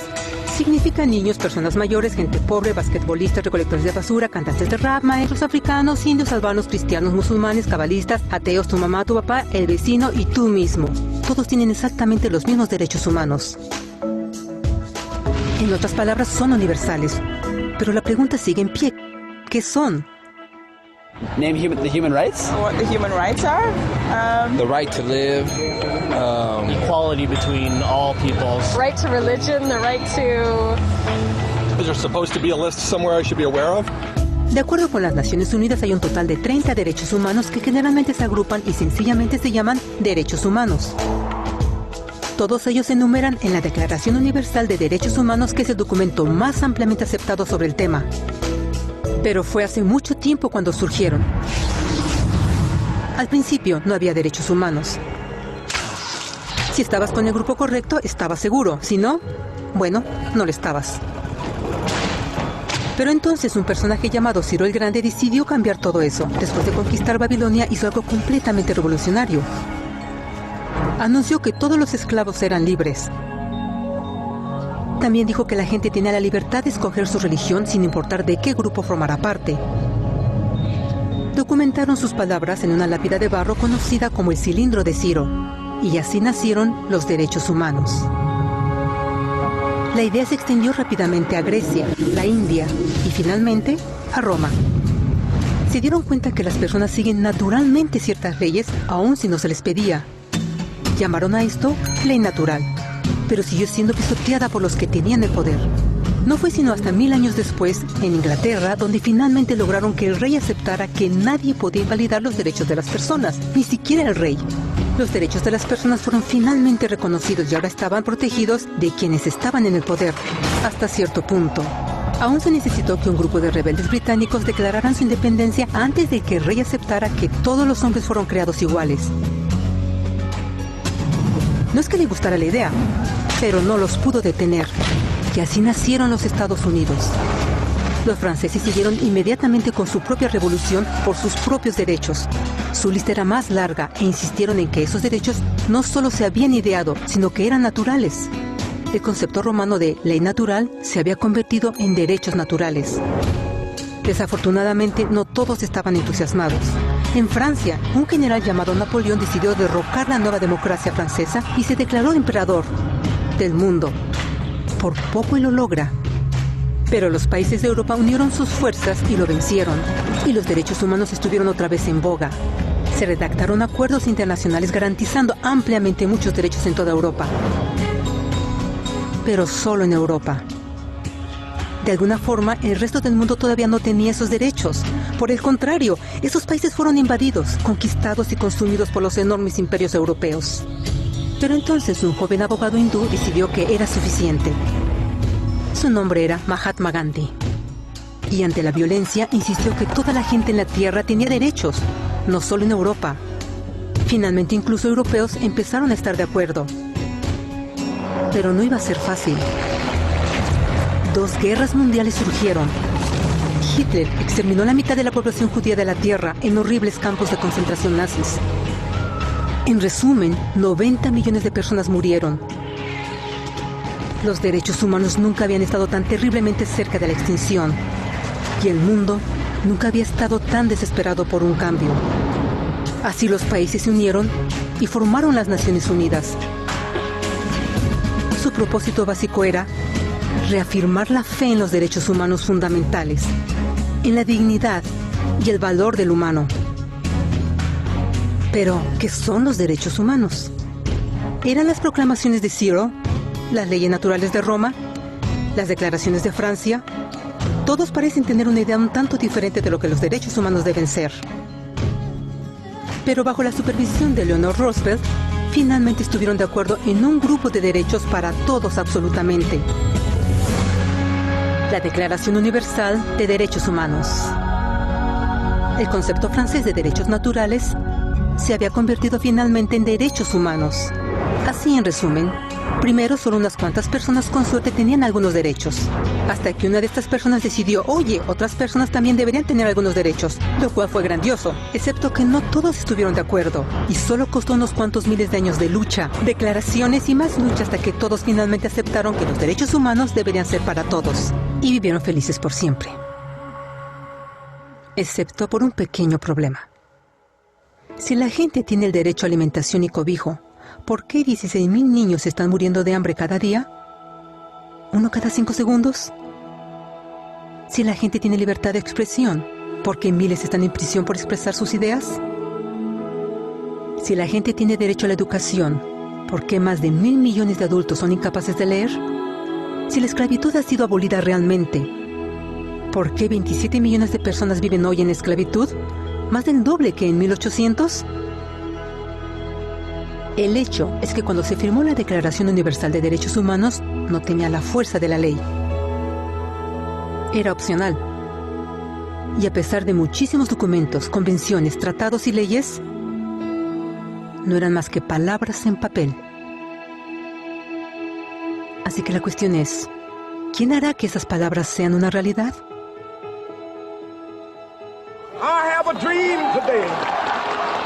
Cuando el Dr. King marchó a favor de la igualdad racial, él estaba marchando por los derechos que habían sido garantizados por las Naciones Unidas desde hacía casi 2 décadas. Pero de todas maneras, él marchó. Cuando Nelson Mandela defendió la justicia social en los años 90, su país había acordado ya abolir tal discriminación de casi 40 años. Pero de todas maneras, él luchó. Esos que luchan hoy contra la tortura, pobreza y discriminación no son gigantes o superhéroes. Son gente común. Niños, madres, padres, maestros, individuos de pensamiento libre que no están de acuerdo en estar en silencio, que reconocen que los derechos humanos no son una lección de historia, no son palabras en una hoja de papel, no son discursos, campañas comerciales o de relaciones públicas. Son las elecciones que hacemos cada día como seres humanos. Son la responsabilidad que todos nosotros compartimos, de respetarnos mutuamente, de ayudarnos unos a otros y de proteger a los necesitados. Como Eleanor Roosevelt dijo, Después de todo, ¿dónde comienzan los derechos humanos universales?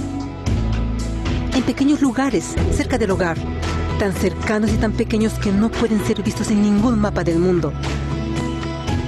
Sin embargo, son el mundo del individuo común, el vecindario donde vive, la escuela o universidad donde estudia, la empresa, la granja u oficina donde trabaja.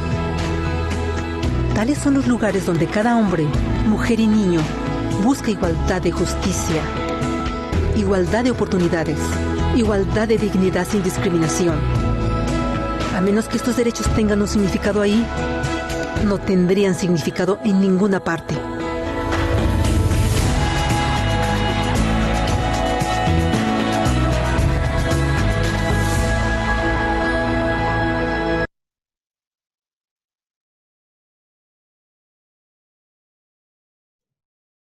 Muy bien, concluimos con el video. ¿Se escuchó bien, verdad? ¿O hubo alguna interferencia en el audio? Todo muy bien, doctor. Genial, genial, Marco. Pues ahora sí, miren, ya hemos concluido casi el horario, no quiero tenerlos más, pero sí es importante que cerremos la clase con unas conclusiones y con unos análisis, tanto del video como de toda la historia que les he ido comentando sobre los derechos. Existen 3 premisas, pero antes de comentar las 3, quisiera escucharlos a ustedes. Doctor, yo quisiera decir que justamente es lo que usted dijo, que como humanos hemos cedido parte de nuestros derechos a un Estado. Por lo que vemos es el Estado con sus autoridades y con los 3 poderes los que pueden hacer respetar o pueden violar nuestros derechos. Esta es la concepción que yo veo, porque justamente ahí está tanto el poder judicial, legislativo o el ejecutivo, y sus ministerios son los que justamente estamos bajo su tuición, quieras o no. Entonces, en todo lo que se ha visto, es mi manera de ver, la raíz estaría en el Estado, el que tiene la tuición de respetar o violar nuestros derechos. Gracias, Mario. Unas 2 participaciones más y cerramos. En la historia, doctor. Sigue, Leonardo. Doctor. Doctor y compañeros, yo sé que los derechos humanos están garantizados bajo las leyes, ¿no? Pero mientras las personas o los gobernantes, ¿no?, los políticos, no tengan conciencia, yo creo que no vamos a poder aplicar esas leyes en los seres humanos, porque no hay conciencia de que se cumpla, ¿no?, el derecho humano, ¿no? Entonces yo creo que debería trabajarse desde los niños, a ser consciente de lo que hacen, ¿no? No en la perfección, pero que sea consciente, ¿no? Yo, por ejemplo, trabajo con los niños, ¿no? 20 flexiones, por ejemplo, y siempre digo, haz tu conciencia, no hagas por lo que yo te digo, sino sé consciente contigo mismo. Y cuando una persona va a ser consciente con uno mismo, ya pienso, no sé si estoy equivocado, puede ser que se reanude los derechos humanos, ya no con obligación, sino por conciencia. Eso sería. Gracias, doctor. Gracias, Leonardo. Muchas gracias. Doctor. Doctor. Doctor, aquí. Richard. Sí. Muy educativo el video, bastante resumido y muy completo, incluso me atrevería a decir. Desde así un pequeño resumen a lo que he podido comprender y entender es que desde el principio de nuestra historia de la humanidad, pues el hombre siempre ha querido tener el poder sobre el mismo hombre. De ahí ha ido pisoteándole a través del tiempo, conquistando y vulnerando más que todo, ¿no? Los derechos humanos de las personas. Entonces, en resumido, tal vez se podría decir que por la angustia de poder de unos, pisotean, ¿no?, los derechos de otros. Muy bien, muchas gracias, Richard. Cerramos contigo, Waldo. Bueno, doctor, lo que he podido un poquito ver en lo del video ha sido que los derechos humanos se han ido desarrollando con el tiempo, pero no ha habido la fuerza para poder aplicarlos tal vez. Y al principio del video hemos podido identificar de que muchas personas hablan de derechos humanos, pero desconocen en sí la definición y también cuáles son nuestros derechos, doctor. Waldo, muchísimas gracias por tu participación. Pues muy bien, todos creo que hemos ido dando al grano en los distintos elementos que hemos ido planteando. Voy a sumar 3 elementos, bueno, uno voy a reutilizar y otro voy a sumar 2 elementos más de análisis. El primer elemento, y sí, efectivamente, como Mario nos compartía, existe una teoría que es la de Hobbes especialmente, que nos dice que nosotros cedemos derechos para que después el Estado administre justamente parte de nuestros derechos. Sin embargo, tengo un segundito, quiero ver cómo puedo hacer para verlos todavía mientras hablo aquí. Están viendo mi pantalla compartida, ¿no ve? Sí, doctor. Sí. Ahí, aquí puedo verlos. Ya, ahora sí ya los estoy viendo. Entonces, es por un lado eso, pero realmente, y lo que hemos ido viendo en toda esta explicación que les he hecho casi toda la mañana y lo que hemos visto en el video, es de que en realidad los derechos no nos los ceden. Nadie nos los cede. Ni nosotros hemos cedido, ni el Estado nos cede a nosotros derechos. Los derechos los construimos y los conquistamos a lo largo de la historia. Para tener la libertad que ahora tenemos, tuvo que haber un movimiento liderado o iniciado en su momento por Tomás Katari, después por la revolución también de Simón Bolívar y varios movimientos que nos han dado los derechos que actualmente. Es decir, cada uno de los derechos que tenemos actualmente son producto de conquistas sociales, de las demandas sociales. Cuando veíamos a Mahatma Gandhi, a Martin Luther King, a cualquiera de las personas que han luchado por derechos durante toda la historia de la humanidad, están luchando por derechos humanos. Y ahí radica la importancia de los derechos humanos. Quizás, y no es solamente porque soy del área de derechos humanos, pero creo que esta es la base de la construcción en general de toda la filosofía jurídica, de todo el andamiaje del derecho. Sin derechos humanos, sin tener la idea de que todo ejercicio de derechos, es decir, podemos ir a registrar una casa de derechos reales, es decir, tenemos derechos civiles, gracias a que ha habido una lucha en determinado momento de la historia donde se nos garantiza el derecho a la propiedad. Eso es derechos humanos. Entonces, el primer elemento y la premisa, ojo, estas premisas son importantes porque van a venir en el examen, es de que los derechos humanos son conquistas sociales. Nadie nos ha regalado ningún derecho. La historia los derechos han ido construyéndose en la historia. Segunda premisa muy importante y que también lo planteaba Waldo, es el hecho de la exigibilidad de los derechos. Los derechos tienen que ser exigibles. Hemos visto que en un inicio se pensaba o se decía, sí, tú ya tienes derechos por el simple hecho de ser humano. Sin embargo, muchas veces tal vez no podemos ejercer esos derechos si no existen las leyes necesarias para garantizar esos derechos, las políticas necesarias. Entonces, más allá del discurso de los derechos humanos y de toda esta conquista social en términos políticos, se tienen que traducir en términos jurídicos, en normas, en leyes, en constituciones políticas del Estado, en declaraciones, en pactos que después nos permitan exigirlas, ya sea jurídicamente, ya sea en términos de política pública. Y el último, pero no por eso menos importante, los derechos humanos cambian. Es decir, cambian en la historia. Se construyen en la historia. no es lo mismo hablar de derechos humanos hace 3 siglos que hablar hace un siglo, que hablar hace 20 años, que hablar hoy en día. Los derechos humanos están constantemente evolucionando. Si alguien nos va a decir, esta es la única lista de derechos humanos, pues es la peor falacia. No puede haber una sola y única lista de derechos humanos. Siempre están construyéndose.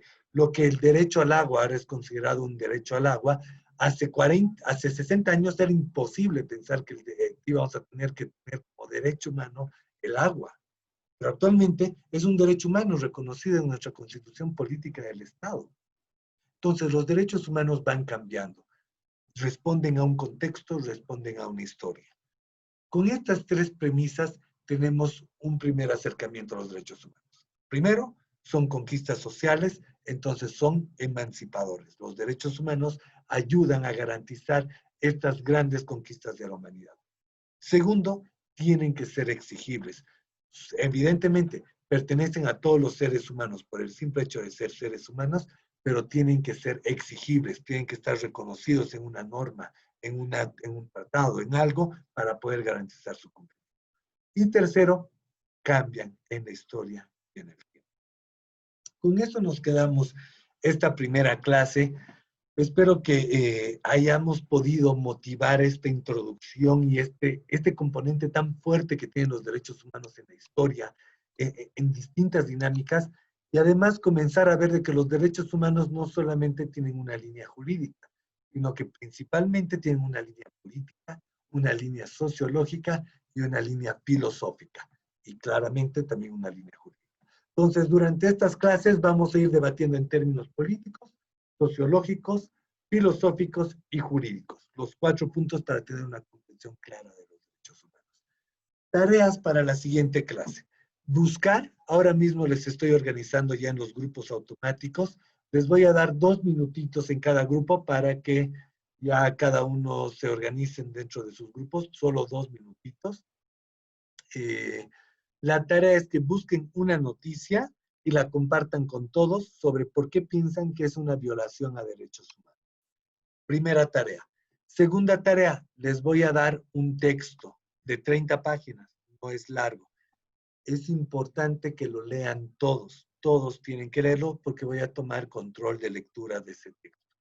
Es súper interesante el texto, ya entramos a los principios de derechos humanos y va a reforzar todo lo que hemos visto ahora.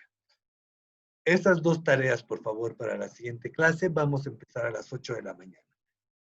Si alguien tiene alguna pregunta, si no, inmediatamente los voy a colocar ahorita en los grupos dentro del mismo Zoom.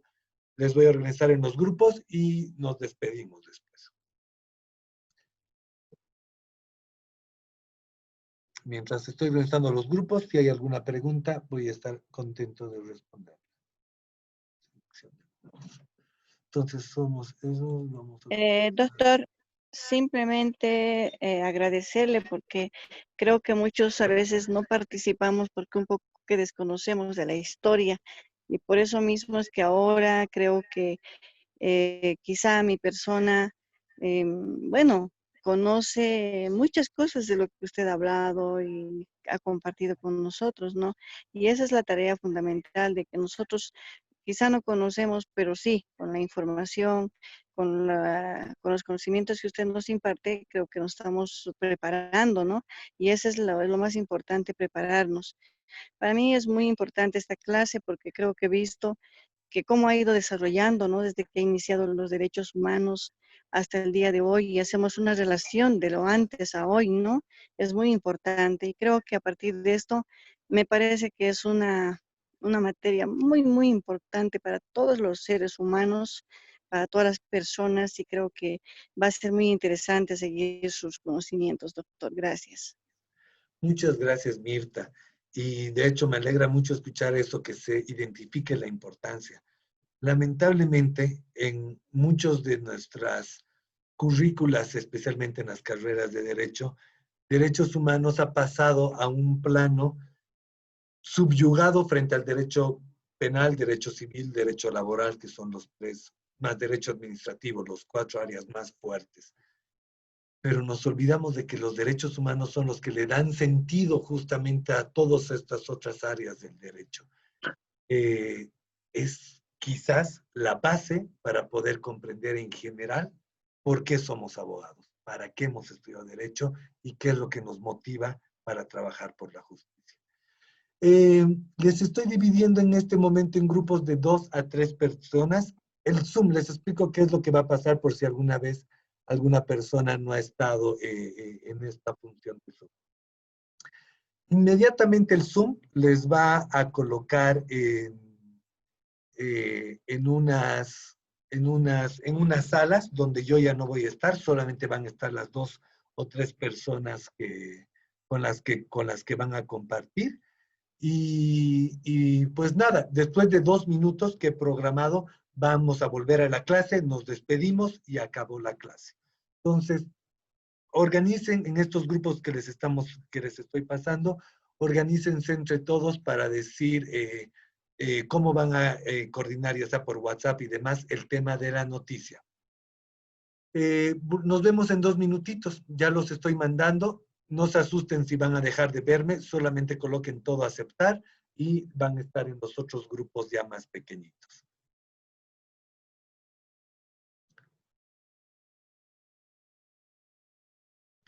Creo que ya están o no.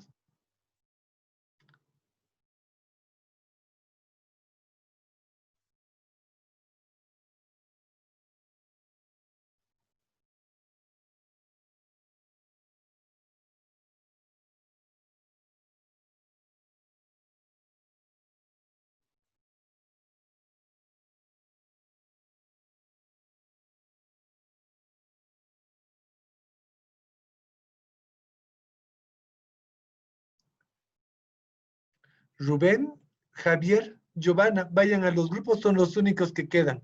Solamente coloquen unirse. Rubén y Javier son los únicos que quedan. Vayan al grupo, que les están esperando, no hay mucho tiempo.